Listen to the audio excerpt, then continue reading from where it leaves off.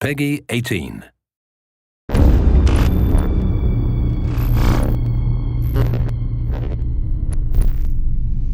And we're jumping right into the action here in an early game of Evolve. We've got Goliath setting out just a little bit ahead of our hunters.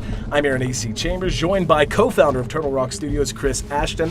And just as things get underway here, Chris, talk to me about the early game strategy for Goliath.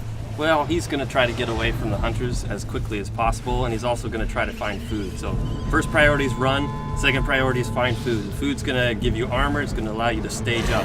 So right now he's just trying to get distance and food. And staging up so important. Not only does it make him more tanky, but he gets to place more skill points into all of those abilities he has at his disposal. But right now, he is feeling a little bit weak. We can see all of the hunters have joined the battlefield. Immediately, we're going to see the Trapper drop his sound spike that'll help them track Goliath. But they're not even really going to need it that much, as they've already got a bead on him. We can see his tracks on the ground there. And so as they continue to pursue him out, talk to me, obviously Goliath gets a little bit of a start. But you talked to me about the plan so far. Give distance, but how do you deal with knowing that you're going to have all of these hunters barreling down on you in just a moment? Well, it's kind of the path that he takes. It's being careful where he runs. If he scares birds out of the path, kind of leaving the signs behind. So would you say subterfuge is a big part of the early game for Goliath? Sure. Well, we can see they've actually caught up with him now, and he is being pursued into the jungle, and he is using the foliage to the best of his advantage, taking a little bit out of the way, Pats and the sun. Yeah, it looks like Griffin's peeled off from the rest of the pack, and it's a pretty common tactic for the hunters to use, where the rest of the team flushes the monster out, and Griffin's able to trap him in that mobile arena. So it's a risky move, but a lot of times it pays off, especially in the early stages of the game. Yeah, it looks like, though, Goliath knows what's going on. And yeah, you can see, if you see the red that he can detect moving around him, he knows that's one of the hunters, and he's probably aware that that's going to be the Trapper. And oh, this creates such a big opportunity for Goliath, though. He's got a bead on him, and he doesn't know it. Oh, he's in trouble and pounced on immediately. And this is one of those risks you run, and it's right at the core of all the mechanics here in Evolve. The fact that as one, you're just not powerful enough to deal with it. As four, though, at this stage especially, you can go to town. Now, he's incapacitated but not dead, firing his pistol. They're going to try to get him back up as quickly as he can now. As we see Goliath begin to fight, I mean, is this a fight he really wants to take, or is he just trying to do some damage and eventually create some space? I think, when he had Griffin down, he had an opportunity there. Anytime you get one guy down, the fight's go in your favor, but they picked him back up. So at this point, if I was Goliath, I'd start looking for an opportunity to get out of there. You kind of see how well your offense is going, and if it's not going well, you tend to try to get out. Well, we can see he is taking a lot of damage, and now that all four are up, we can see all of their abilities beginning to synergize. We can see the shielding and the healing coming out from the medic, the shielding coming from the support. We can see our Trapper is getting more and more involved. He's hitting very good harpoons. His harpoons borderline immobilize the Goliath, and he has to deal with those before he can do much of anything else. And of course, our assault class, who is up front, close and personal, wants to tank the damage and wants to deal as much damage as he can.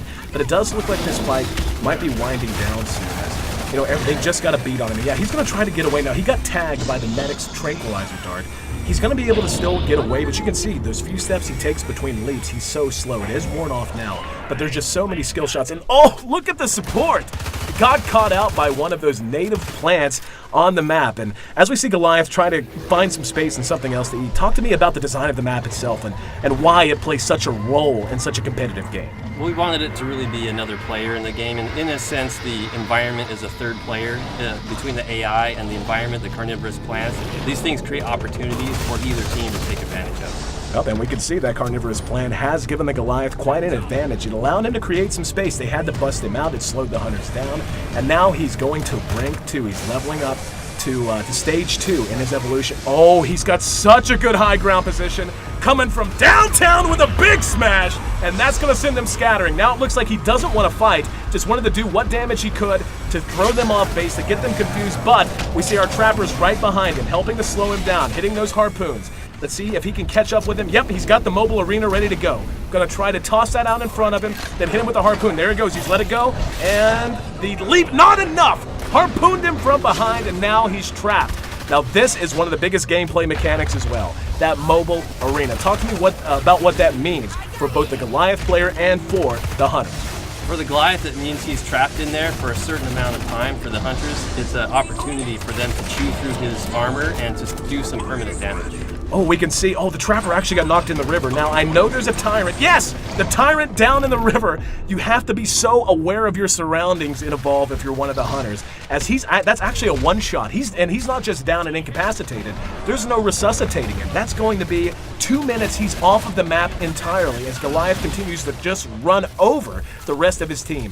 What kind of, put it in context for me. How big of a loss is it whenever you lose one of your teammates like that as the hunters? It's huge. They're designed to be co-op. Each one of them has a very specific function that is vital to their success. So as soon as one guy's out, they're at a huge disadvantage. And we can see Goliath's actually running here, but since they're down a man, how does that change their strategy and how they want to approach Goliath? Well, they definitely want to be a lot more cautious. If Goliath turns to fight them, he might be able to pull out the win here. So they'd be a little bit more defensive. They'll start anticipating where he's coming. They're not going to chase him as closely as they would normally. They want to keep a beat. They don't want to lose him, right? But they want to not really force the fight themselves. They want to wait till Griffin comes back. Don't want to take that big of a risk. Now the problem is, we saw they had to stop and deal with that tyrant, otherwise one of them might get snatched. Goliath is actually utilizing one of the best comeback mechanics. We can see how banged up he is. A very nice visual system of damage. He's bruised, he's bloody, and you can't regen health in Evolve if you're the monster, but what you can do is feed on wildlife and regen your armor, and that allows you to be just so tanky. And it looks like that's his #1 priority right now, as the hunters just wait on their trapper to get back on the map. But, and now that they know that he's coming back in, we see already the mines being laid. Talk to me about the strategy we're seeing employed by the hunters right now. So they're really just trying to turtle up at the moment. They're trying to wait. Griffin's got 30 seconds to come in, so all they're trying to do is last that 30 seconds before Griffin comes back. Another big smash, but he's able to corner 2 of them. Now 20 seconds right now, it seems like such a short amount of time, but just look at how much damage the Goliath is doing as they're waiting for him to come back in, and lacking that immobilization means they can't kite him effectively. That's why he's able to charge on top of them, why he's able to bang them down so damn hard. And yep, we're going to see already the medic is down. Nice play from the support though, using the burst stealth ability, that's his class ability.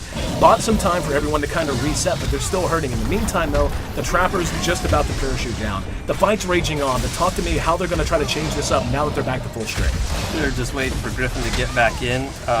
Assault's going to try to draw his attention. That lightning rifle does a ton of damage, so he'll try to draw the aggro and use his personal shield to negate that a little bit.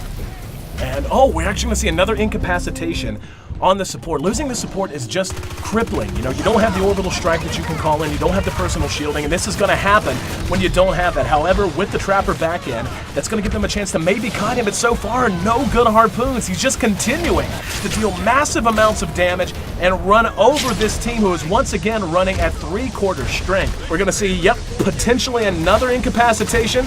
But he's setting up, he's landing another smash, and yep, there we go. One's down, that's going to be the medic, and the Goliath just continuing to pound away, setting up a huge assault on the, no!